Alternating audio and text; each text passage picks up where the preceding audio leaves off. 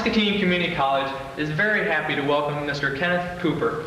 He will be giving an informal presentation on the harpsichord. Mr. Cooper is a rare musician with a PhD in musicology. He has performed frequently in New York at the Alice Tully Hall, the 92nd Street Y, and the Metropolitan Museum of Art. Mr. Cooper has also performed throughout Europe, South America, and the Soviet Union. Ladies and gentlemen, it gives me great pleasure and honor to introduce to you Mr. Kenneth Cooper. Thank you.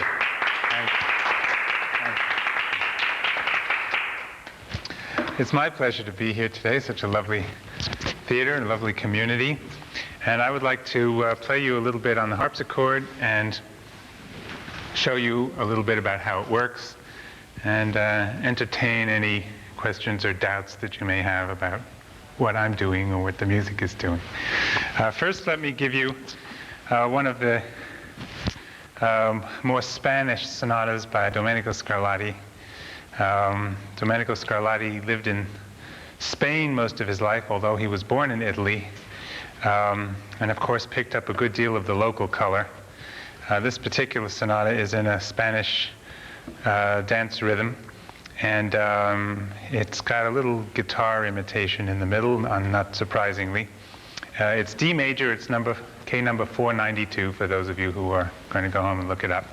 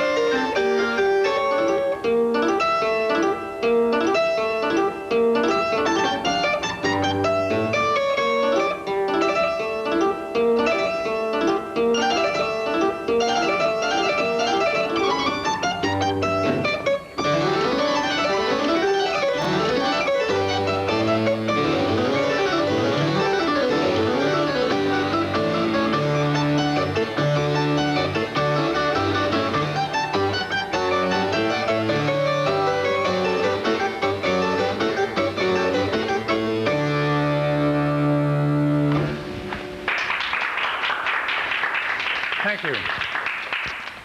Now, harpsichords are strange beasts. They have 3 sets of strings, 2 sets of strings tuned at the same pitch. So they sound with the same pitch, but with slightly different quality of sound. The different quality of sound produced by a different plucking distance from the bridge of the instrument. You can try that on a guitar. If you pluck really close to the bridge, you get a really nasty nasal sound. A little further down is a little more mellow sound. The 3rd set of strings is tuned an octave higher.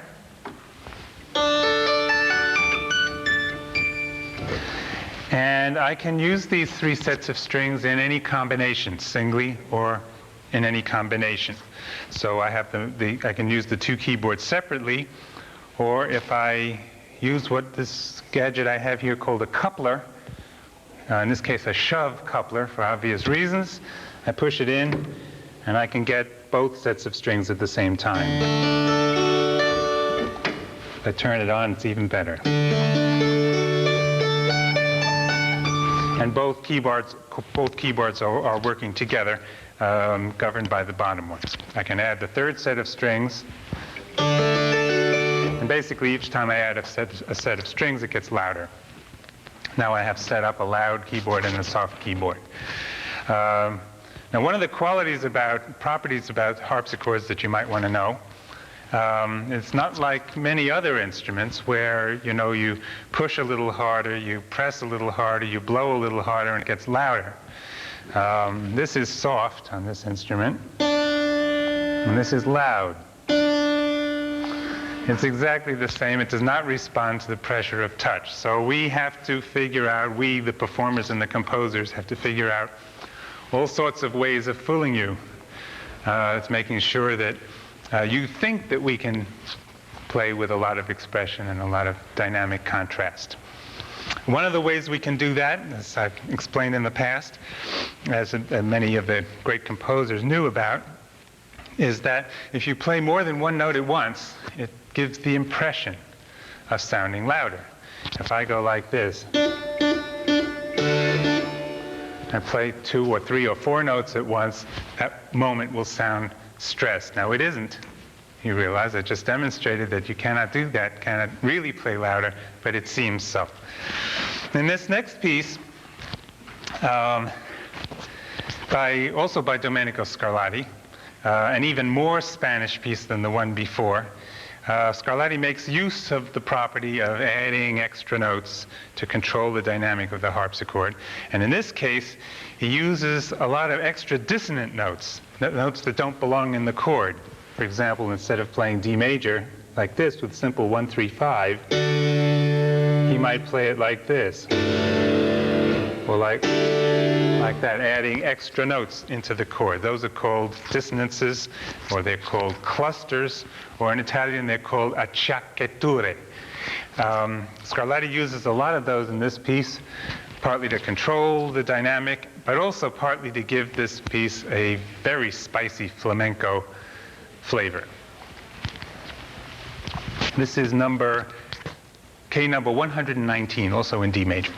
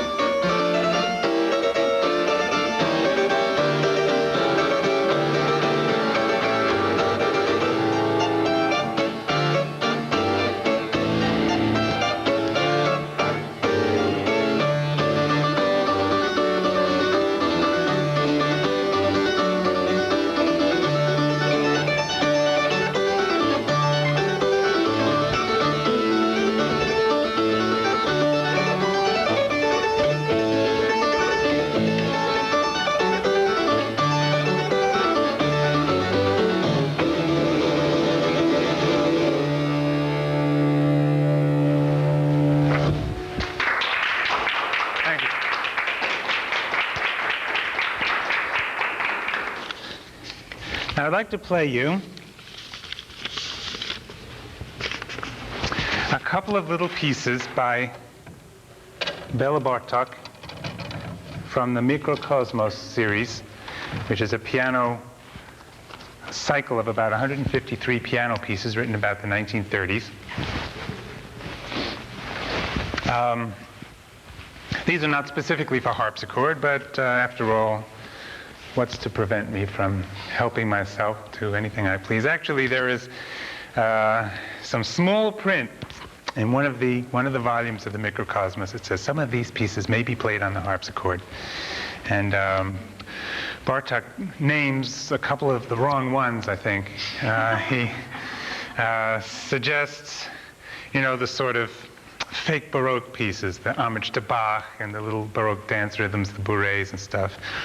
But I think if Bartok had a really fine instrument available in the 1930s, as we do now, that he would have made much better use of the instrument's properties, as he did the properties of, say, the string quartet, in which he was particularly advanced in figuring out new ways to use it. In particular, in the string quartet, for example, Bartok, in writing pieces for pizzicato strings, wrote, in order to shape the phrases a little better, invented a new kind of pizzicato. As a matter of fact, we call it the Bartok pizzicato, in which the string is snapped hard off the fingerboard to sort of make a sound like dum, dum, dum, dum, dum, dum. Very hard. This piece reminds me a little bit of that wonderful movement in the Fourth Quartet and other ones. I can't do that kind of effect with the pizzicato, but maybe Bartok would have agreed with some of the new ways I have here of playing the harpsichord. So this first one's called Staccato. The second one is called Harmonics. And the third one is called From the Diary of a Fly.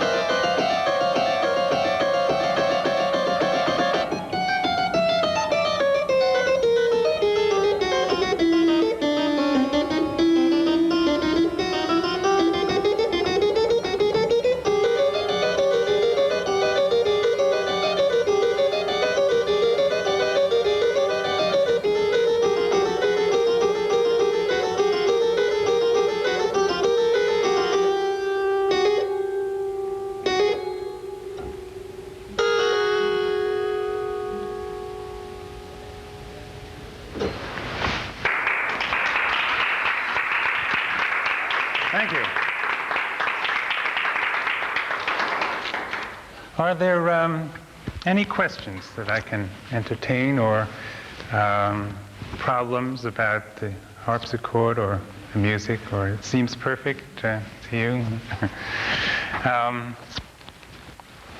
Otherwise, let me give you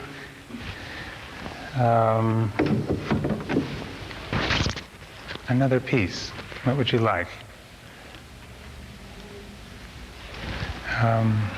Maybe some Bach.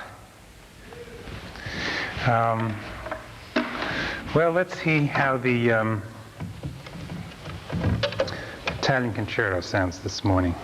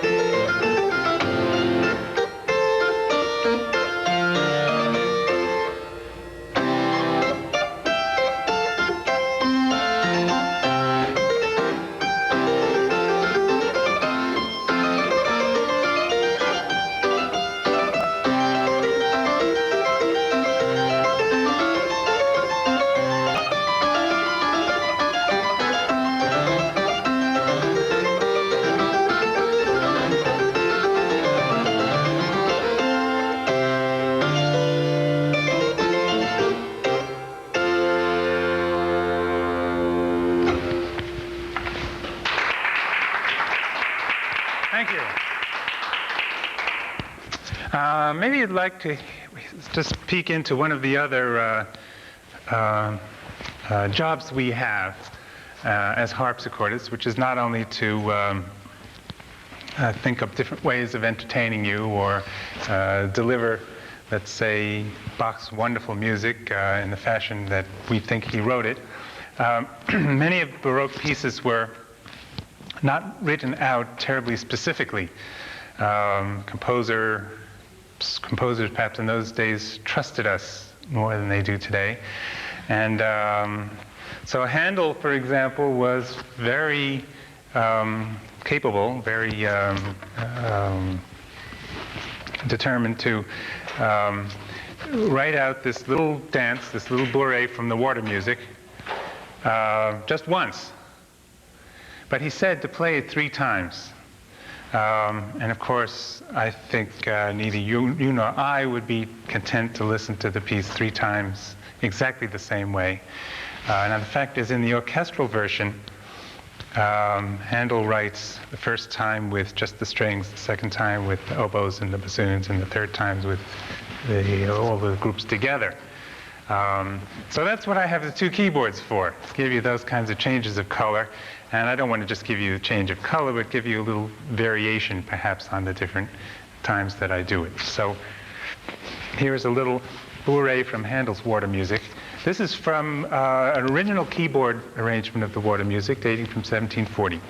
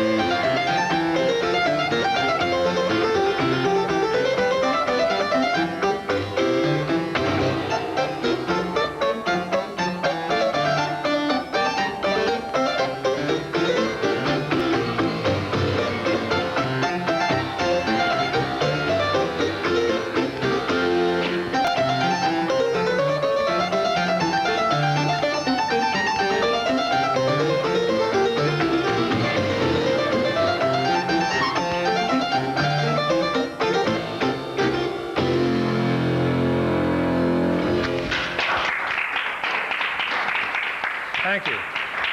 Let me give you another little number with a little improv in it. This little thing started out life as a Scottish folk song. It's called, Purcell called it a new Scotch tune. But it had words. It was called Peggy, I Must Leave Thee. And what Purcell did was to add some very pretty harmonies to it. But I will, in addition, add a little more local color.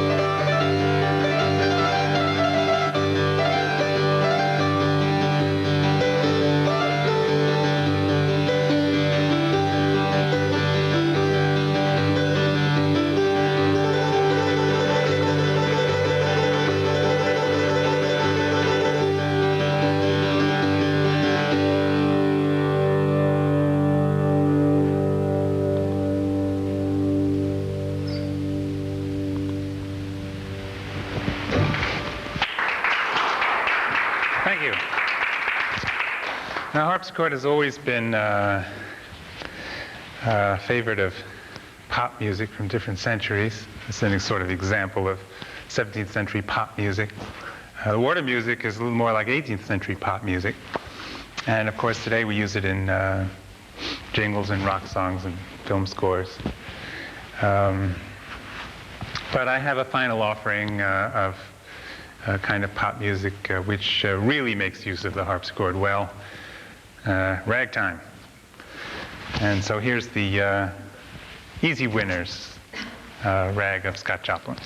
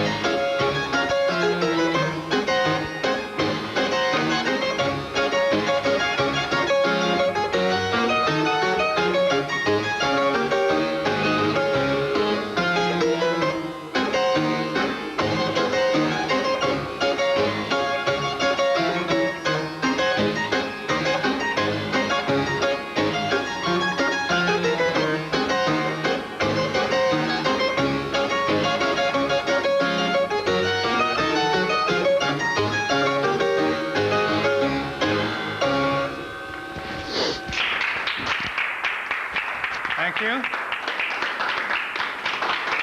Thank you. Thank you. Would anybody like to ask anything or try the instrument? Or it's an exceptionally beautiful instrument. Thank you. How did you commission that to be built? Where does one go around buying a harpsichord? It's not mine, for one thing. It was very kindly lent to us by Tom Harris of Augustana College. It was built by one of the top builders in the country, William Dowd, who works in Boston. One can order a harpsichord to order. There are also, I think, many available. You could have one of your choice, I suppose. Some of the builders have long waiting lists. Now, it's a quite big business. There are about 200, perhaps 200 terrific builders in this country now. They cost anywhere between $8,000 and $20,000, depending upon what you want on them or what condition they're in, and so forth. To order a new one could run you $10,000, $12,000, $14,000, $16,000, depending on various factors. They do make smaller ones than this, of course, single keyboards with fewer sets of strings. The one I have at home is, one of the two I have at home is a little similar. I mean, it's basically the same type of instrument as this, and this is a copy of a tascam, which is a French 18th century instrument. A standard large size double keyboard instrument. But mine is just, painted a little bit differently. I don't like all the fancy junk that a lot of people paint on their harpsichords, but mine is just a simple Italian red with a cream color and a gold banding and stuff like that. You can have anything that you are willing to do yourself or willing to pay for. My other instrument is a real one. I mean, it's, it's a 1790 English instrument, yeah, with the characteristic mellow, beautiful mellow sound. But I didn't bring mine out here. It's too long a drive from New York City. I know how the piano works, but how many strings, like on the low notes? I was like, oh, I was surprised when you go down into the bass. I was so surprised how much sound could come out of there when you really struck it. It makes a noise. How many strings are actually down on the bass strings? Are they just... They're exactly the same all the way up and down. There are 3 strings for each note, and you can hook in as many as you like, 1, 2, or 3. Obviously, in the ragtime, you use a lot of juice. You use 3 strings at once, yeah. The lower register does make more sound than the upper register. So it's not equal tempered as well as a piano would be, whereas they use 1 string down low for the bass and... No. The tempered is the wrong word. That has to do with tuning. But on the piano, they do what's called single strung or double strung down in the bass. But they compensate for that by using very much thicker strings or thicker wound strings. And now they do a certain amount of that here. You can look and see that the strings are more thickly wound in the bass than they are up top. But it's just a thicker grade there, but not quite so much. And but of course, the lower strings have to withstand more tension, I suppose. Yes, thank you. Yeah, and a lot more pressure. So, try it if you like. Yeah. Are you one of the first to strum it like a guitar? Is that your own interpretation, or have there been? Well, I've never seen anyone else do it. Uh-huh. And I've spent some hours trying to devise the right way to do it and the possibilities for doing that. I can't say I've exploited them totally either. I haven't even figured out an accurate way of writing that stuff down yet. But I have seen an 18th century piece with that in it. Mm-hmm. For clavichord, as a matter of fact. One of these days I'm going to dig it out. But as far as I'm concerned, anything goes. The box of wood and plastic and whatever you can make out of it seems to me fair game. It does make it interesting and entertaining. And this too. Well, and I didn't expect it to turn into a synthesizer either. The Scottish piece with slightly. bagpipes in the background. It's good at imitating other instruments.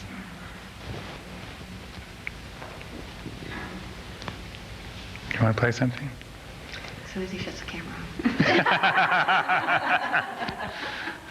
off. Anything else I can ask? No. Have you ever made any pieces of your own, composed any pieces just of your own? A couple. Do you want to play any? Well, I haven't played this one in some years. But I'll try it, if you're game for a laugh. Now you guys have to promise to edit this if it turns out to be a disaster. All right, this arose from an occasion where at Columbia University I was asked to provide a new little piece for one of their composers' concerts. Now, I must remind you that composition at Columbia was no joke. There was the Charles Warrenens and the Charles Dodgers and the Harvey Solbergers, and they were into the electronic music and the 12th tone, and it was real serious business. So I thought something had to be done about this. And so I put on the program 2 little things that I had written. One was called the contemporary music rag. See, actually, I wanted to call it the Group for Contemporary Music Rag, but they wouldn't let me. They thought that was too suggestive. That doesn't translate well to the harpsichord, so I won't do that today. But the one that went with it was called it was sort of a little nostalgic, but with a little biting edge about how one listens to old records. Now, old records to you guys are stereo LPs, but old records to me are these old 78 RPMs that last for 3 minutes, and they make a lot of noise, and they skip grooves, and they do all kinds of other crazy things. So this piece is called the 78 RPM Rag.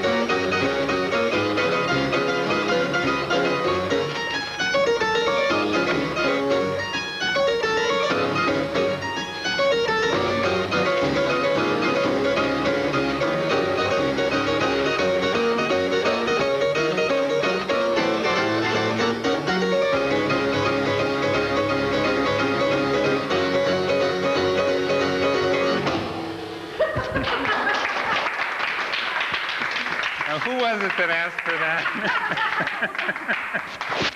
What's the response of the audience? Well, one of the more well-known composers walked out. And, no, he's a nice man, and I don't want to cast any aspersions. And my composition teacher came back to me after the concert was over. That was Otto Luning, who I have tremendous respect for. He taught me a tremendous amount. And he came back to me and he said, "Gee, I didn't know you could write music." So I took that as a compliment.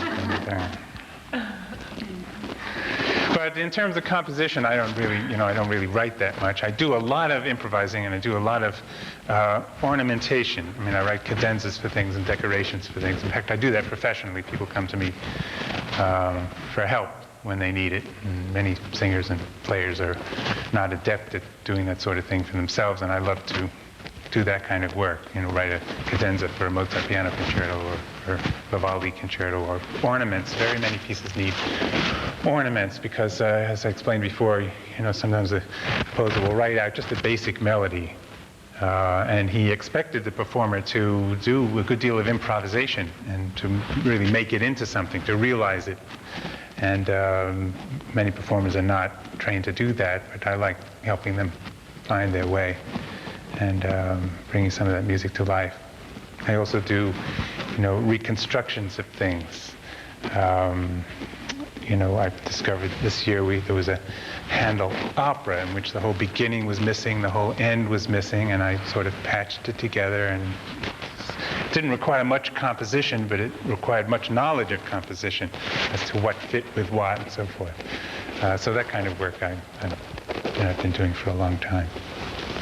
But original composition, minimal, as you probably can see why. So, thank you. It's been a pleasure to talk to you today.